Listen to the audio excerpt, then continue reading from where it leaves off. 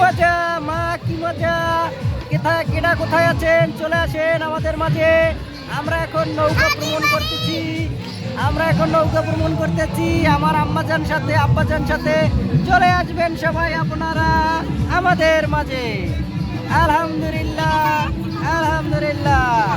এখন আমরা অনেক সুন্দর একটি নৌকা ভ্রমণে আছি।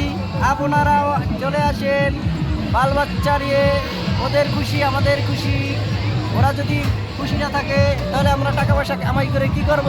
ওদের খুশির জন্য আমরা সব কিছু করতে পারি। সারাদিন পরিশ্রম করি, তারপরে বাচ্চাদের খুশির জন্য দেখার জন্য চলে আসলাম ছোট একটি রিসোর্টে।